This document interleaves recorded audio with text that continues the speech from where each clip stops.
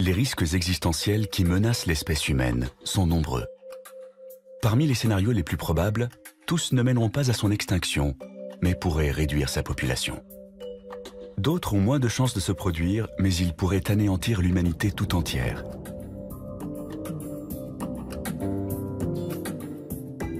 Dans notre liste des 10 scénarios pour une fin du monde au XXIe siècle, nous avons classé les dangers naturels de la 10e à la 6e place.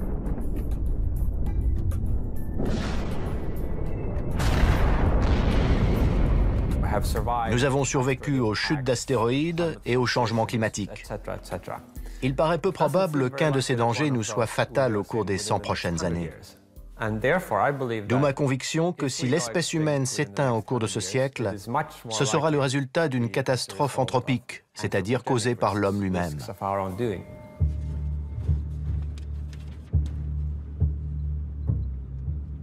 De loin, Pripyat ressemble à n'importe quelle ville en béton construite en Ukraine dans les années 1970. Mais dès qu'on s'approche, le tableau change.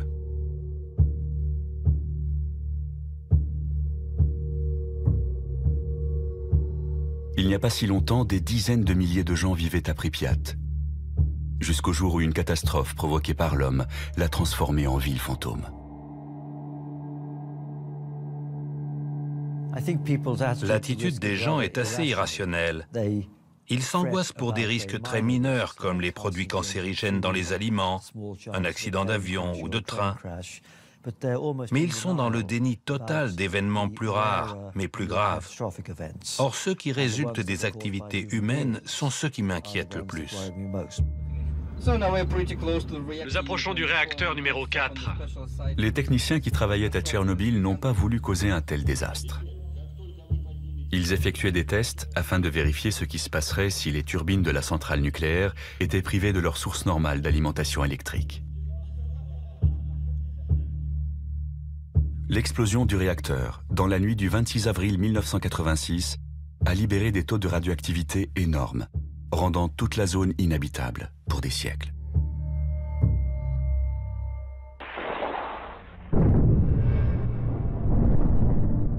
Se pose alors la question, serions-nous capables de provoquer un accident encore plus grave? Une catastrophe telle que l'humanité serait anéantie. Ce n'est pas une hypothèse délirante de dire que l'humanité va s'éliminer elle-même au cours de ce siècle. Je ne le souhaite pas, mais je prends en compte objectivement la puissance des technologies mises au point et le manque de fiabilité des hommes qui les conçoivent et les utilisent. Il y a une probabilité réelle pour que l'histoire de l'humanité prenne fin au cours de ce siècle. La seconde moitié de notre liste des scénarios de fin du monde recense ce qui pourrait résulter d'actions humaines.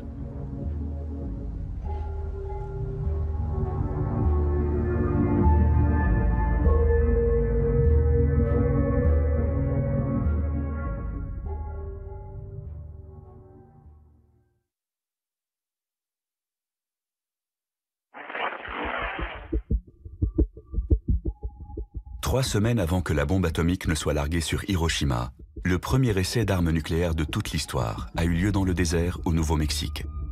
Prévu le 16 juillet 1945, le test baptisé Trinity avait soulevé certaines inquiétudes. Dès 1942, le physicien Edward Teller avait émis des doutes sur sa sûreté. D'après lui, en théorie, une bombe atomique pouvait déclencher une réaction en chaîne susceptible d'enflammer l'atmosphère autour de la planète. Que se passerait-il si l'explosion d'une bombe atomique enflammait l'atmosphère? Après tout, il se produit une petite réaction nucléaire dans une bombe de ce type.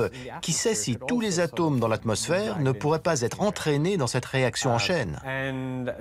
L'hypothèse avait été prise suffisamment au sérieux pour qu'on mène une étude et qu'on charge des scientifiques de calculer ce risque.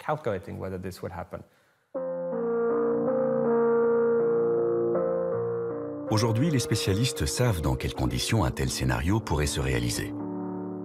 Mais en 1945, les conséquences physiques de l'essai étaient mal connues et on ne pouvait pas écarter cette éventualité. Malgré tout, l'expérience a été réalisée.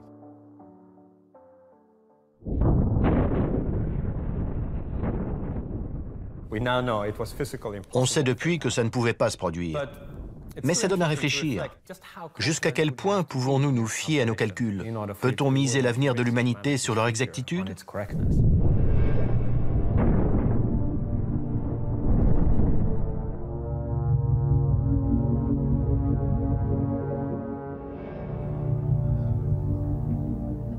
De nos jours, les scientifiques mènent d'autres expériences dans le domaine de la physique.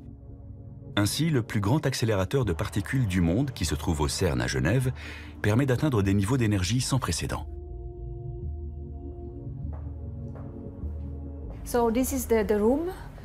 C'est dans cette pièce que nous enregistrons les données utiles obtenues par la collision des deux faisceaux du LHC.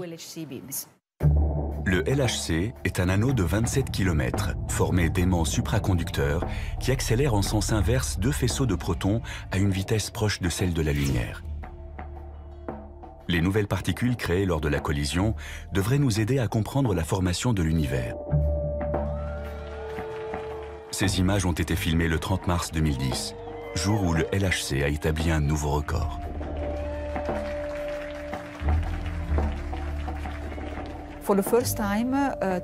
Pour la première fois, les deux faisceaux ont été accélérés à une énergie de 3,5 TeV par faisceau. On a vu sur les détecteurs les jets de particules produits lors de cette collision sans précédent. C'est ce qui a marqué le début d'une ère nouvelle dans la physique des particules et l'exploration d'un territoire encore inconnu. Pourtant, certains pensent que les expérimentations menées à Genève vont provoquer la fin du monde. Le progrès accompli par le grand collisionneur de hadrons a un intérêt immense dans le domaine de la physique des particules et de la physique théorique. Mais on aimerait aussi être sûr que les risques ont été bien évalués avant qu'on continue. Analyste en risque, Rick Wagner a soutenu une plainte déposée par deux personnes privées contre le CERN. Une issue fâcheuse signifierait la perte de notre planète. Un certain nombre de gens estiment donc de leur devoir de citoyen vis-à-vis de la Terre et de l'humanité de faire stopper les choses jusqu'à ce qu'une évaluation soit menée à bien. Un professeur allemand a lui aussi déposé une plainte contre le CERN. Les physiciens devraient faire le maximum pour trouver le point faible de leur théorie. Je suis simplement de ceux qui leur disent « faites attention ». Otto Rössler affirme que les chercheurs du CERN ont pris un risque ce fameux jour de mars 2010. L'énergie de ces collisions a été multipliée par 4 cette année, contre mes recommandations. Si elle atteint les niveaux prévus, d'après mes calculs, il y a un risque de 8% pour que la Terre, comment dire, rétrécisse, jusqu'à ne plus faire que 2 cm de diamètre dans quelques années.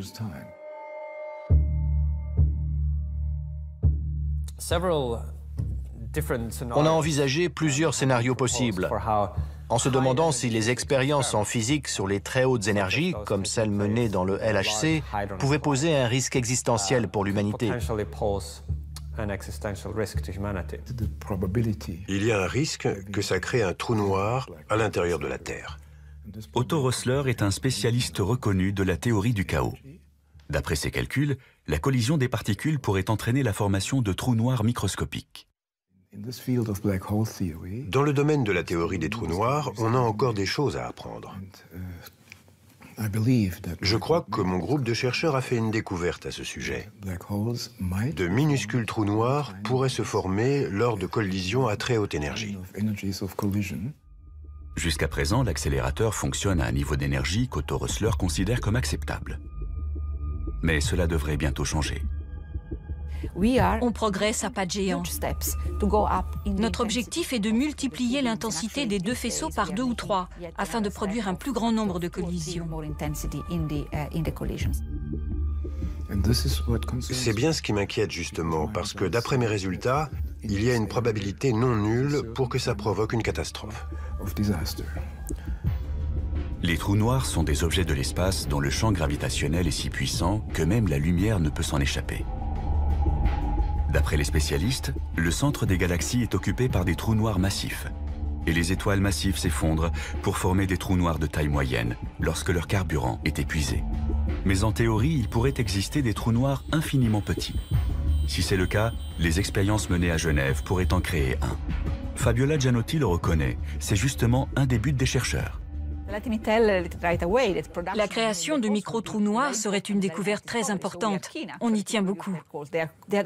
On pourrait produire ces particules à condition qu'il existe des dimensions spatiales supplémentaires, des dimensions microscopiques. Dans ce cas, la fabrication de micro-trous noirs serait possible, mais comme ils s'évaporeraient instantanément, ça n'engendrerait aucun risque. Pour Otto Rössler, au contraire, ces trous noirs artificiels posséderaient des propriétés différentes de ceux qu'on trouve dans l'espace. Le résultat de mes calculs montre qu'ils ne disparaîtront pas. S'ils sont assez lents pour rester à l'intérieur de la Terre, ils finiront par la dévorer de l'intérieur. Reste à savoir combien de temps cela prendra. Si l'on en croit le scénario d'Otto Rössler, un trou noir artificiel traverserait le champ magnétique de confinement de l'accélérateur de particules. Sous l'effet de la gravité, le trou noir serait attiré au centre de la Terre, où il grossirait en absorbant les atomes autour de lui, d'abord lentement, puis de plus en plus vite. Il aurait les caractéristiques d'un quasar. Il produirait 2 jets d'énergie dans 2 directions opposées qui finiraient par fuser de la Terre. C'est là qu'on se rendrait compte de la présence de cette machine qui finirait par avaler la Terre de l'intérieur plus ou moins rapidement.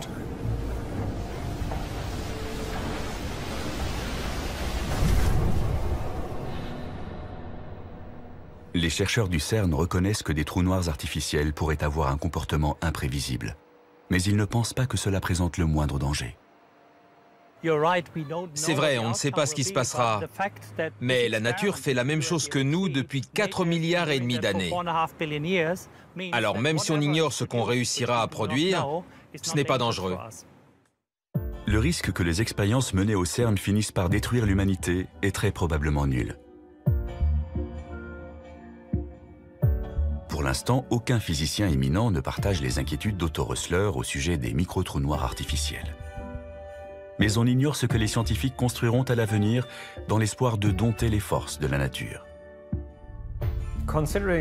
Si on considère les expériences physiques qu'on n'a pas encore imaginées, le risque est faible, mais nettement plus important que celui présenté par un astéroïde ou une super-éruption.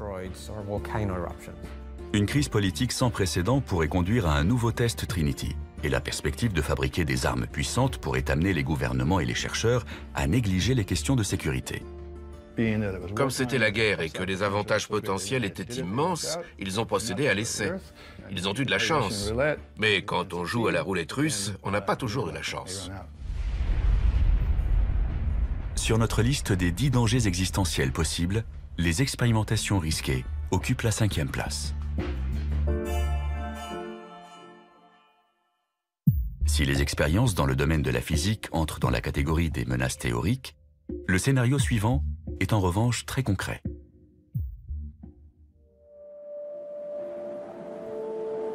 C'est l'été en Antarctique, en ce mois de janvier 1909. Il fait moins 50 degrés et l'explorateur Ernest Shackleton, qui tentait de rejoindre le pôle Sud, a été contraint à l'abandon. Sur le chemin du retour, il découvre quelque chose qui va transformer à jamais notre perception du continent de glace. Un morceau de bois fossilisé, mais aussi un fragment de grès qui porte l'empreinte d'une plante. Il n'y a qu'une seule explication possible à la présence de ces 2 éléments. Il fut un temps où cet environnement aujourd'hui désertique était couvert d'une forêt vierge.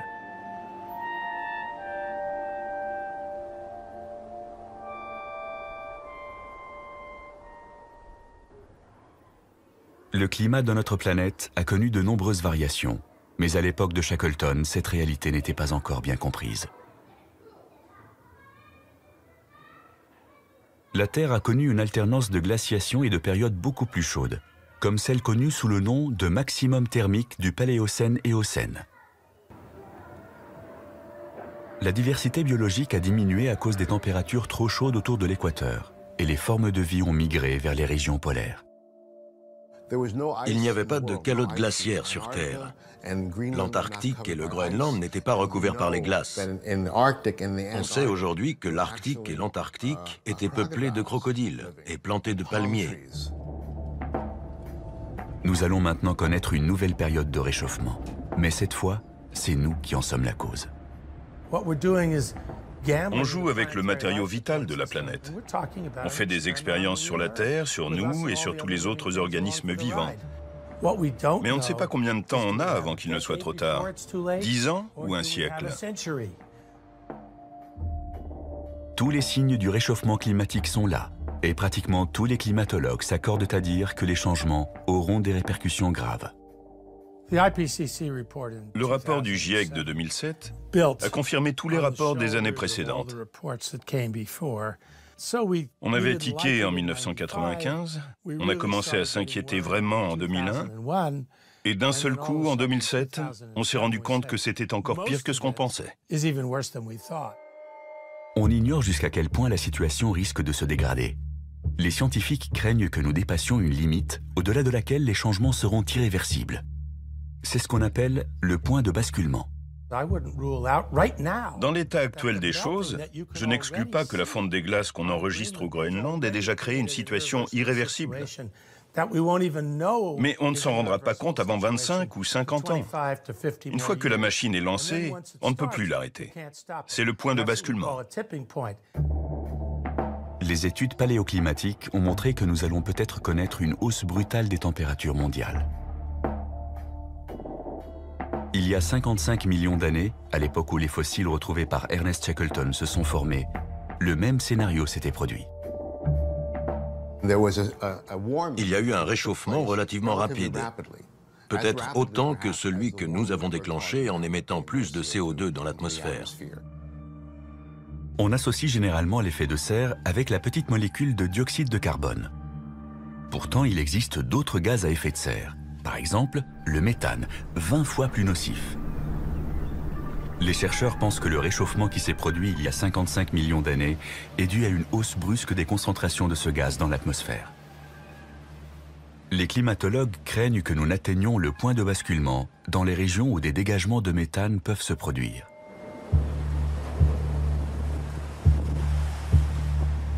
Les plus grandes réserves de méthane naturel se trouvent dans le sous-sol de la toundra sibérienne et le pergélisol sous-marin de la mer de Sibérie orientale. C'est également cette zone qui connaît actuellement l'augmentation de température la plus notable. L'association des deux n'augure rien de bon. Depuis le début du XXIe siècle, le printemps et l'été ont été plus chauds là-bas de 4 degrés par rapport à la moyenne relevée pour les années 1970 à 1999. C'est énorme dans cette région où le pergélisol est aussi étendu. Le pergélisol sous-marin contient de grandes quantités de méthane, un gaz à effet de serre très puissant.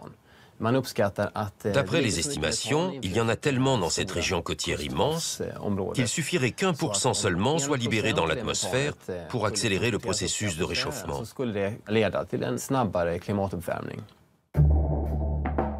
Örjan Gustafsson a pris part récemment à une expédition dans la mer de Sibérie orientale. Jusqu'à présent, on pensait que le pergélisol retenait le méthane captif au fond de l'eau.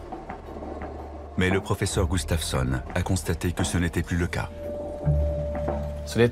On a effectué des milliers de prélèvements à différents endroits de cette zone. On s'est aperçu, contrairement à ce qu'on pensait avant, que le méthane s'échappait du sous-sol sur près de la moitié de ce territoire. La quantité de méthane émise dans l'atmosphère équivaut à 8 millions de tonnes chaque année. Personne ne peut dire à quel moment le point de basculement sera franchi, ce qui libérera des quantités phénoménales. Tout dépend de notre capacité à réduire nos émissions de gaz à effet de serre.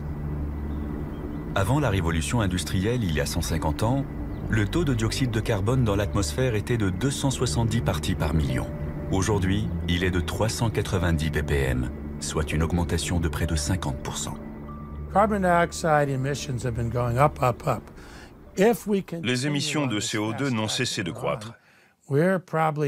Si on continue à ce rythme, on atteindra certainement un taux de 800 à 1000 ppm à la fin de ce siècle. Je n'hésite pas à le dire, ce serait une catastrophe. Steven Schneider est un des principaux experts du panel des Nations Unies sur le climat. Il a tenté de savoir comment notre planète réagirait dans un tel cas. Avec un taux de 1000 ppm, le réchauffement serait de plus de 4 degrés, peut-être même 6 ou 8.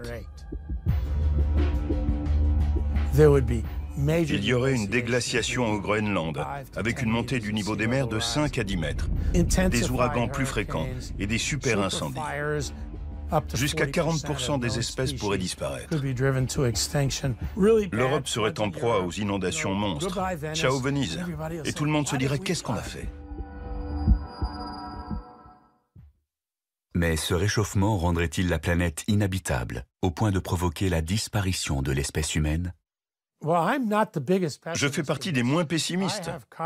Certains collègues pensent qu'en effet, ce scénario catastrophe entraînerait l'extinction de l'humanité. Selon eux, le réchauffement déclencherait la libération de tout le méthane contenu dans la toundra et sous la mer.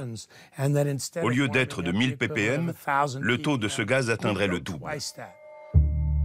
Confrontés à une crise grave, nous serons peut-être forcés de recourir à des mesures extrêmes. L'idée serait de modifier volontairement le climat de la Terre. Par exemple, en injectant de la suie dans l'atmosphère ou en mettant sur orbite des miroirs qui intercepteraient une partie de la lumière du Soleil. C'est ce que l'on appelle la géo-ingénierie. Cela consiste à mettre en œuvre des techniques qui empêcheraient la planète de se réchauffer. Une sorte de solution de repli au cas où nous serions incapables de réduire nos émissions de CO2. Mais beaucoup de spécialistes redoutent que ça ne fasse qu'empirer les choses. Les projets de la géo-ingénierie ne sont pas sans danger. On sait très bien que quand l'homme commence à bidouiller des systèmes complexes qu'il ne comprend pas très bien, il y a forcément des effets secondaires. Que faire si on ne peut pas déterminer quels seront exactement les effets secondaires engendrés? Il y a un risque pour que le remède soit pire que le mal. C'est une expérience très dangereuse. Il est peu probable que l'homme provoque un jour une catastrophe climatique telle qu'elle rende la planète inhabitable. Mais dans le pire des cas, nous serons peut-être obligés de faire comme la faune et la flore il y a 55 millions d'années. Migrer vers l'Antarctique, libérer des glaces.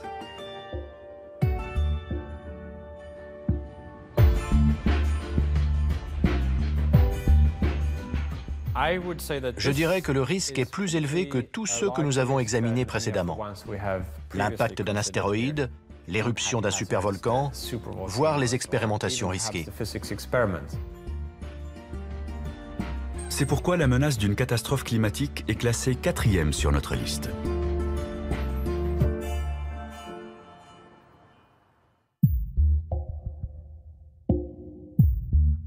Dans un passé récent, aucun risque n'a été aussi réel que le suivant.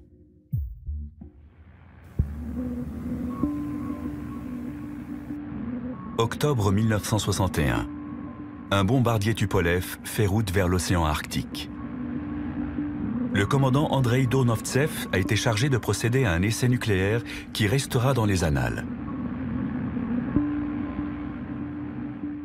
Il doit larguer la Tsar Bomba, la bombe la plus puissante jamais mise au point de l'histoire de l'humanité.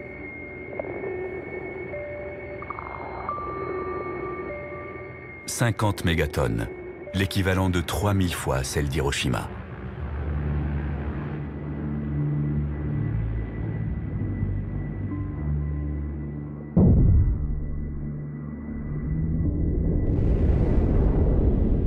Le champignon atomique s'élève à plus de 60 km de haut. Et l'onde de choc fait 3 fois le tour de la planète avant de ne plus être perceptible.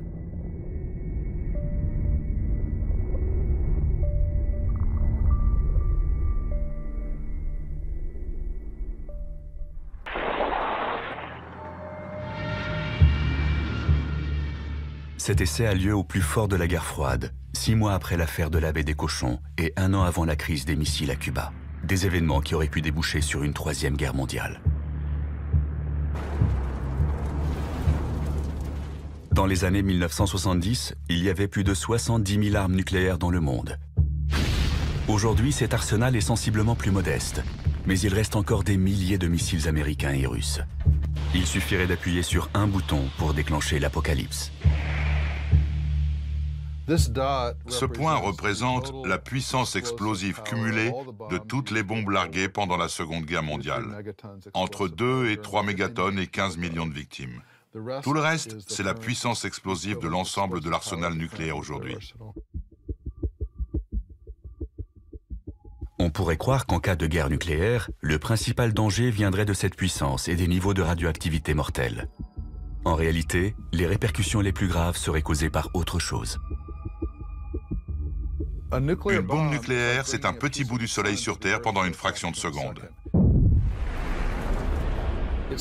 L'éclat est tellement brillant qu'il agit comme une allumette et brûle absolument tout dans un rayon d'une dizaine de kilomètres. La fumée de ces incendies resterait dans l'atmosphère pendant de nombreuses années.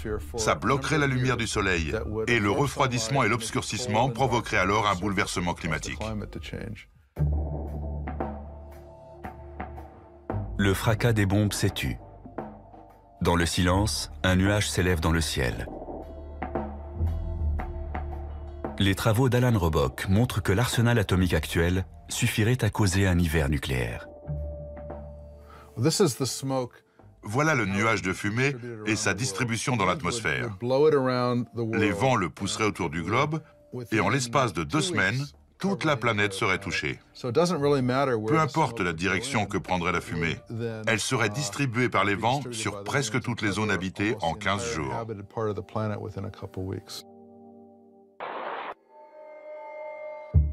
D'après cette simulation, les températures resteraient négatives même pendant les mois d'été. Ça, c'est le premier été après la formation du nuage, le deuxième et le troisième. Pendant tout ce temps, les températures seraient négatives. On aurait un vrai hiver nucléaire. L'agriculture serait stoppée, il ferait froid, sec, et il n'y aurait pas de lumière, et la majeure partie de la population mondiale mourrait de faim. Même après le nouveau traité de désarmement signé récemment par Obama et Medvedev, l'arsenal américain et russe est encore assez important pour déclencher un hiver nucléaire.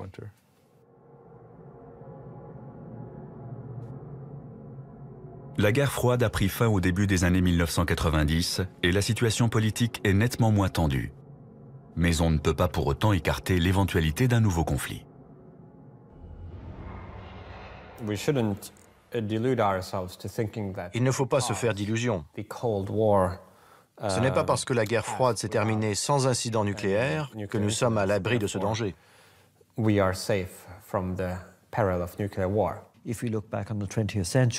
Voyez comment la situation géopolitique a changé au XXe siècle.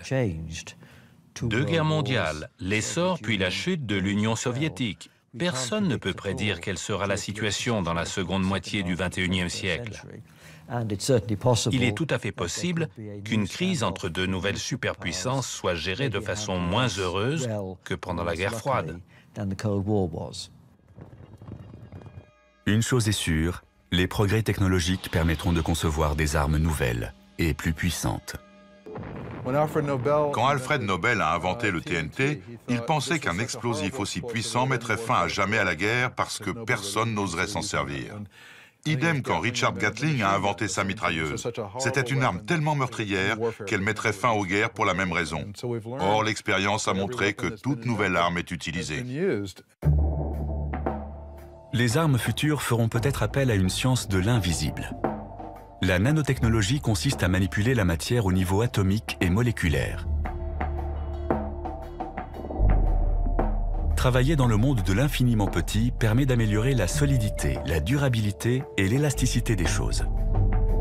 Cela permet aussi de lutter plus facilement contre les maladies et les problèmes environnementaux.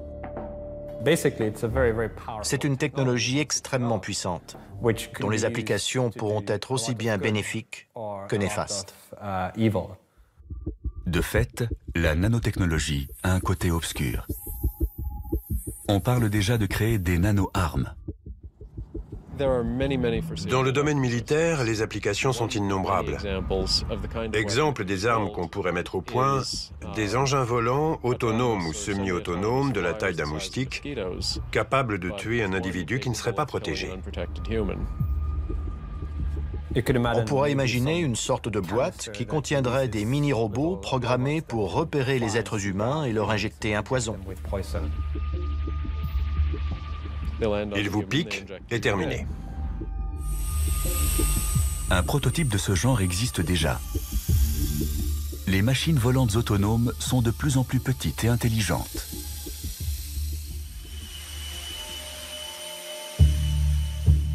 Les pires scénarios sont envisageables.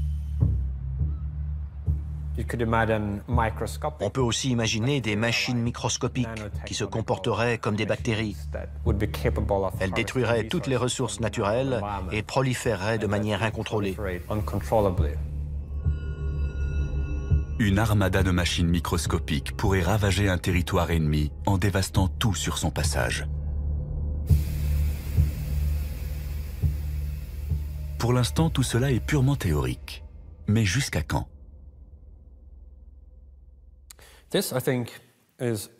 C'est l'un des principaux risques existentiels qui nous menacent.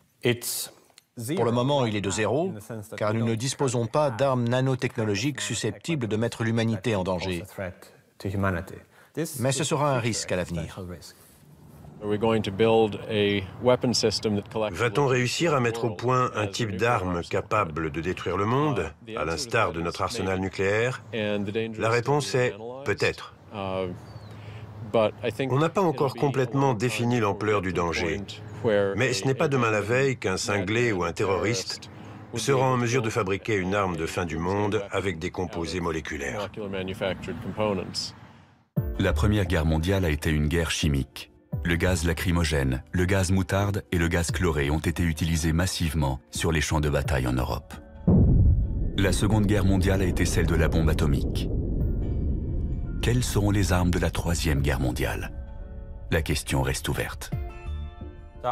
Einstein a dit un jour « Je ne sais pas quelles armes seront utilisées pendant la Troisième Guerre mondiale, mais la quatrième se réglera à coups de pierre et de bâton. » C'est une catégorie qui englobe des risques spécifiques et différents. Armes nucléaires, armes nanotechnologiques, armes qui n'ont pas encore été inventées. Et de fait, la probabilité qu'une guerre déclenche une catastrophe existentielle est assez élevée.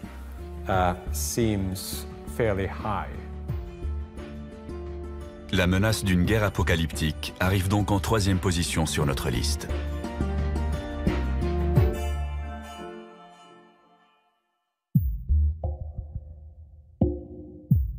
La deuxième place est occupée par un danger qui relève encore du domaine de la science-fiction.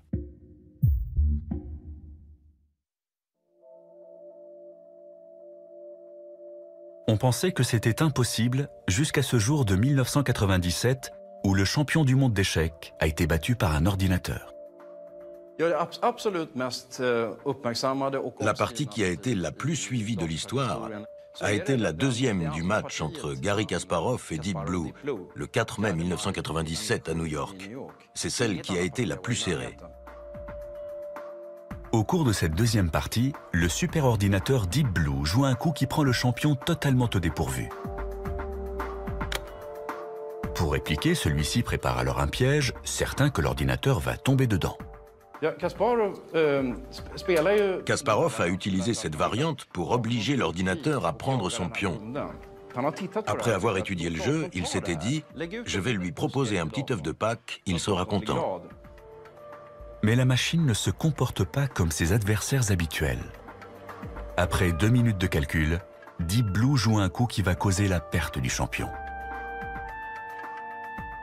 Au 37e coup, l'ordinateur refuse. « Non merci, je n'ai pas faim pour l'instant, je le garde pour plus tard ». Il n'a pas l'intention de manger rapidement toutes les pièces de son adversaire. Au lieu de ça, il opte pour une stratégie à long terme. Le coup 37 est complètement inattendu. Plus tard, Kasparov dira que la machine semblait avoir fait preuve d'intelligence humaine.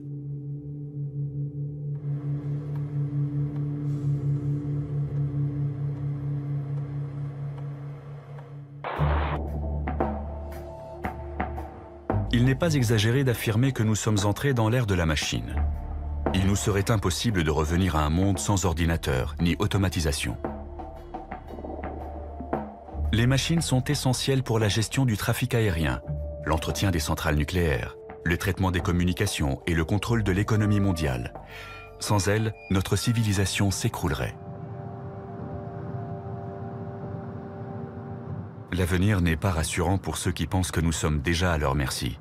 Elles vont devenir omniprésentes et seront de plus en plus perfectionnées.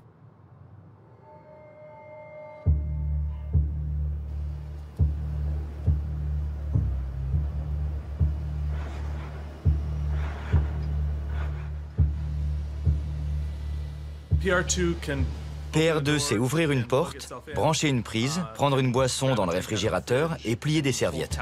On peut lui faire plein de choses. Dans la Silicon Valley, Willow Garage met au point les appareils ménagers de demain. Ici, on est sûr que les robots deviendront aussi banals que les lave-vaisselle ou les ordinateurs. C'est ici qu'on assemble tous nos robots. Nous sommes convaincus qu'ils peuvent améliorer la qualité de vie des gens. On les verra bientôt dans les maisons et sur les lieux de travail. Un lave-vaisselle, c'est un robot très spécialisé. Imaginez un robot polyvalent qui lave la vaisselle, mais aussi la range ou la sort du placard. Tout d'un coup, ça devient beaucoup plus intéressant. Mais les machines pourraient-elles devenir perfectionnées et autonomes, au point de représenter une menace pour l'humanité? Pourrait-elle un jour se retourner contre nous, comme on le voit dans les romans et les films de science-fiction? Aujourd'hui, les robots en sont encore au premier balbutiement. Ils ont tout juste appris à marcher, mais on devine déjà de quoi ils seront capables à l'avenir. On les imagine aisément manipulant une arme, et plus seulement une boisson ou un ballon.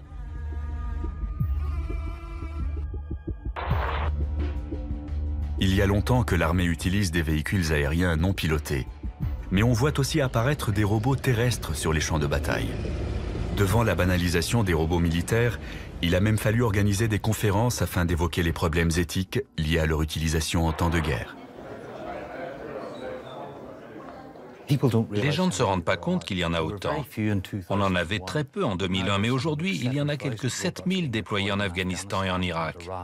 Certains sont utilisés pour la surveillance et la manipulation d'engins explosifs. Là-dessus, rien à dire. Ce qui nous gêne, c'est l'utilisation de ce que l'on appelle des plateformes armées, c'est-à-dire de robots de combat. L'armée américaine en a acheté 1700. Ils sont télécommandés, mais peuvent aussi fonctionner de façon complètement autonome. Lorsqu'ils repèrent un objectif, ils calculent une solution de tir en une fraction de seconde. Puis ils attendent, pour l'instant du moins, qu'un humain leur donne l'ordre d'agir.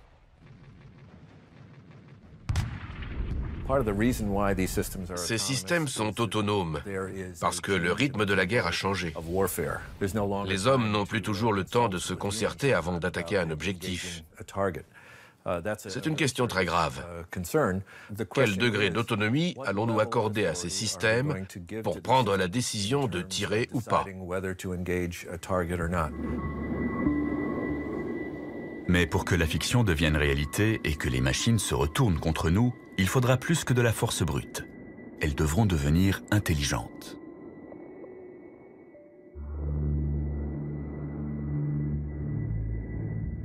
La communauté scientifique est divisée sur la question.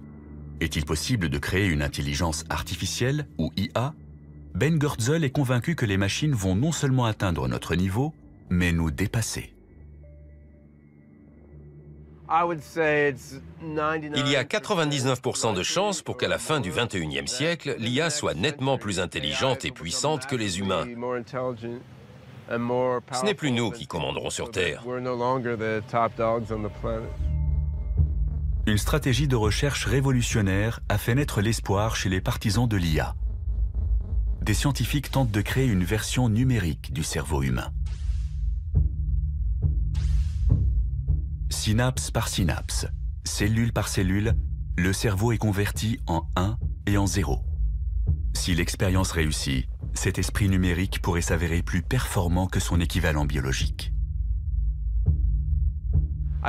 Un esprit numérique peut surpasser un cerveau humain dans de nombreux domaines. Il peut être plus intelligent et plus respectueux de l'éthique que l'homme.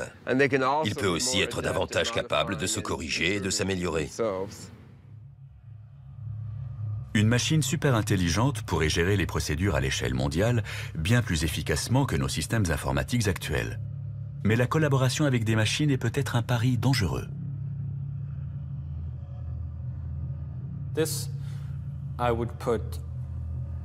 C'est un risque que je classerais tout en haut ou presque de la liste des dangers existentiels.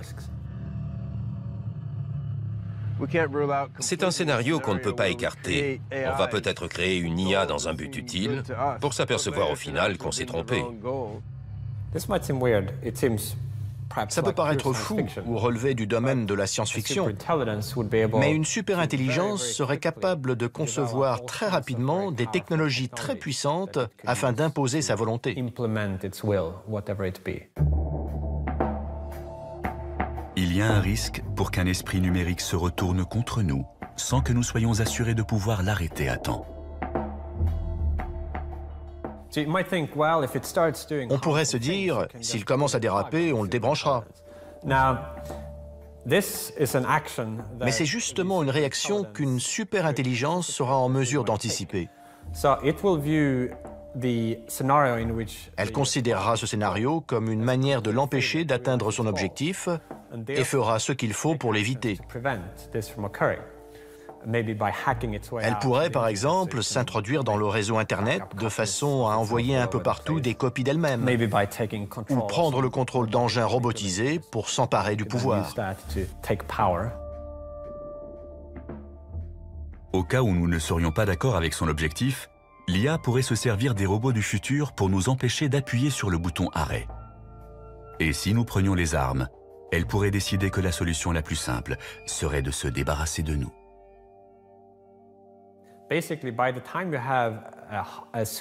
Le jour où on sera confronté à une super-intelligence hostile ou indifférente à notre bien-être, on aura déjà perdu. C'est une certitude. C'est pour ça que la première qu'on fabriquera devra être une super-intelligence amicale. Comme avec toutes les autres catastrophes existentielles, on n'aura pas droit à un deuxième essai. Il ne faudra pas se tromper.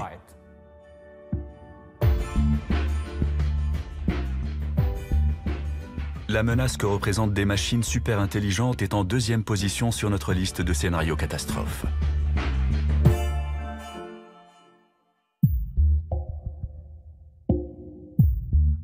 Et voici maintenant le numéro 1.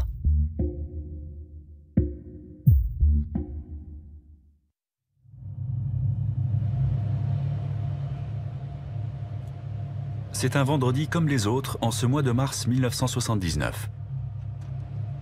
Mais à la fin de la journée, le personnel du complexe militaire 19 à Sverdlovsk en Union soviétique va provoquer un accident catastrophique.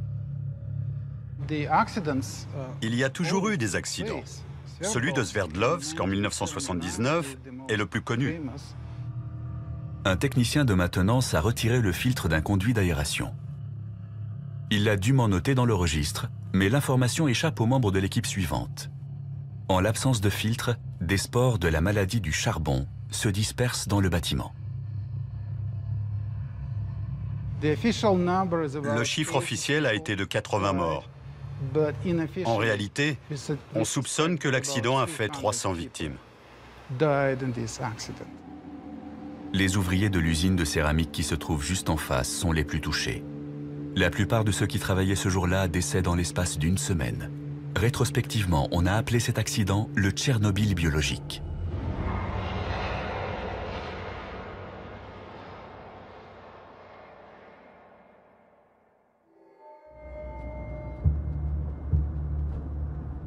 Les superpuissances de la guerre froide ont officiellement mis un terme à leur programme d'armes biologiques. Mais elles sont toujours en mesure de produire des micro-organismes mortels.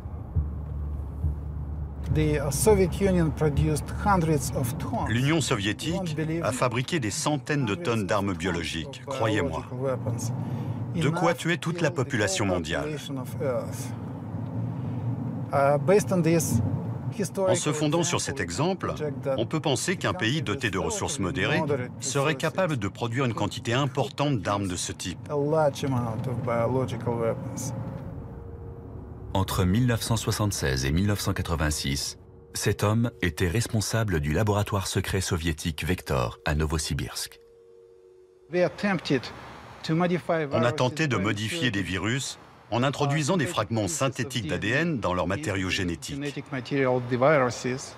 L'idée était de les rendre plus puissants, d'en faire des tueurs dotés d'une plus grande virulence. Le laboratoire de Sergueï Popov a mis au point une nouvelle souche de la peste qui résiste aux 10 antibiotiques les plus utilisés, ainsi qu'un virus de la variole particulièrement ravageur.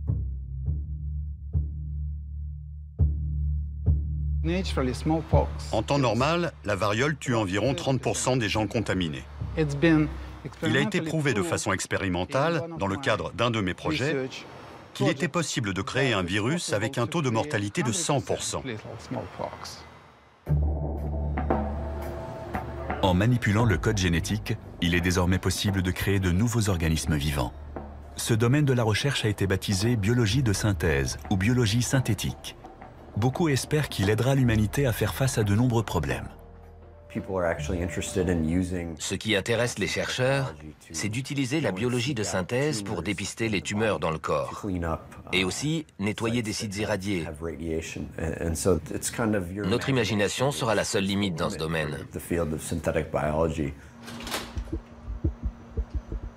Mais ce qui motive les investissements dans ce secteur, c'est l'espoir de pouvoir mettre au point un nouveau carburant pour les voitures et les avions avant que les réserves de pétrole ne soient épuisées. Cette herbe va être modifiée génétiquement afin qu'elle pousse plus vite et plus haut. Ensuite, une superbactérie créée synthétiquement la transformera en un biocarburant.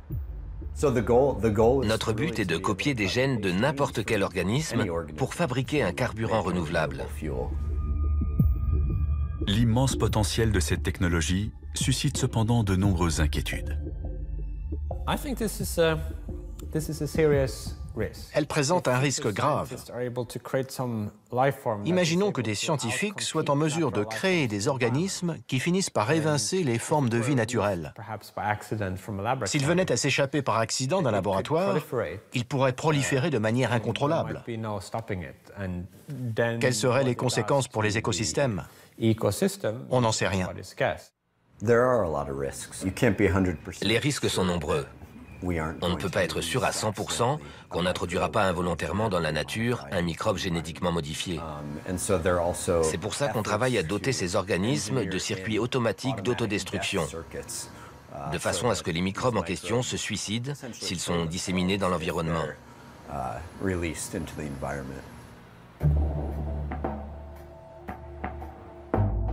Ce que beaucoup redoutent le plus, ce n'est pas l'éventualité d'un accident, mais une destruction provoquée volontairement. Ces deux hommes ont déclenché une vive polémique en fabriquant un virus dangereux grâce aux techniques de biologie de synthèse. Eckhard Wimmer et Geronimo Cello ont trouvé le génome du virus de la poliomyélite sur Internet. Puis ils ont commandé et reçu par courrier les séquences ADN nécessaires à sa fabrication. Avec du matériel standard de laboratoire, ils sont ensuite parvenus à recréer ce virus mortel.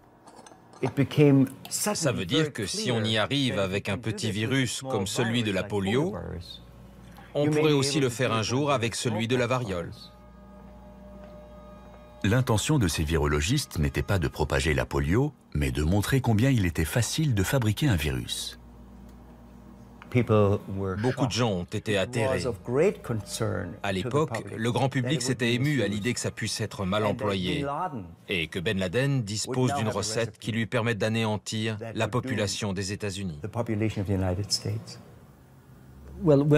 Eckhard Wimmer et ses collègues ont synthétisé le virus de la polio uniquement pour montrer que c'était possible.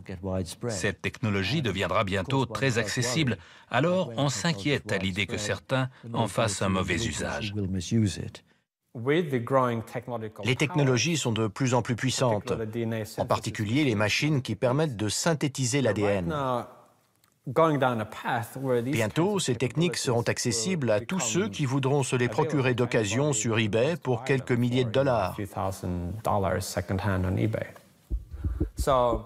À moins qu'on se décide à faire quelque chose, dans 10, 15 ou 20 ans, n'importe qui pourra fabriquer sa propre version du virus de la variole ou du virus Ebola. Sergueï Popov est convaincu que nous serons confrontés à des formes de vie artificielles encore plus menaçantes.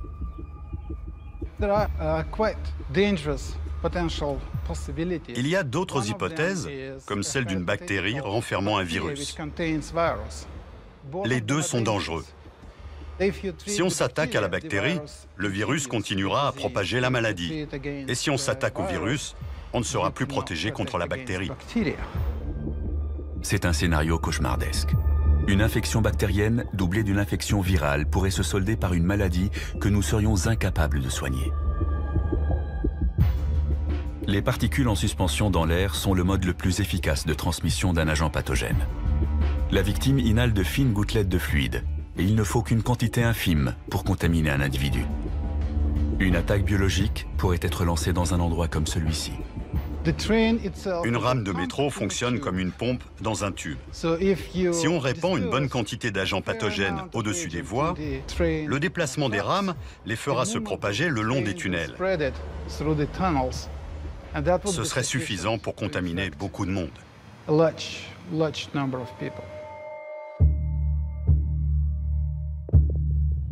Des fanatiques religieux pourraient organiser des attentats biologiques un peu partout dans le monde. Des populations entières pourraient devenir stériles après avoir été exposées à des virus synthétiques attaquant les cellules reproductrices. Une superbactérie pourrait détruire toutes les plantes et anéantir la production de nourriture.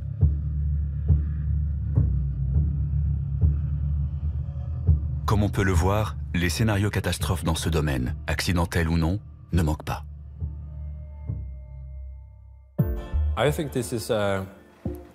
C'est le principal risque existentiel. Si un tel pouvoir devait devenir accessible à tout le monde, il est évident que certains voudront l'utiliser à des fins de destruction. Les méchants pourraient être n'importe qui. Un État voyou, un groupe terroriste sophistiqué, ou juste un scientifique mal luné.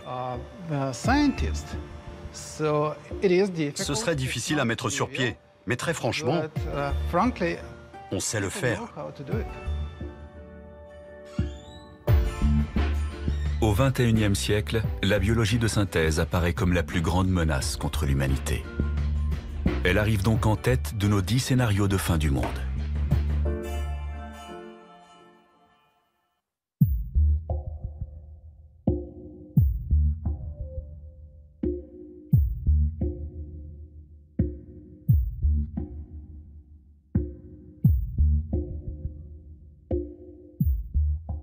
Notre liste est enfin complète. Pourtant, il faut encore évoquer un dernier danger, peut-être plus grave que les 10 autres combinés. Car notre jeu comporte une 11e carte. Cette carte rentre dans la catégorie des risques existentiels majeurs. Il serait naïf de se dire « ça y est, on connaît enfin les principales menaces ». Il y en a peut-être 2 ou 3 autres, aussi importantes que les armes nucléaires, la biotechnologie, la nanotechnologie et l'IA, et qui restent à inventer.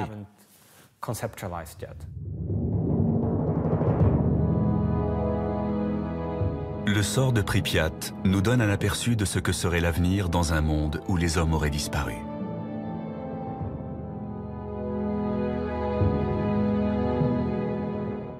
Le voyage de l'humanité durera-t-il encore longtemps ?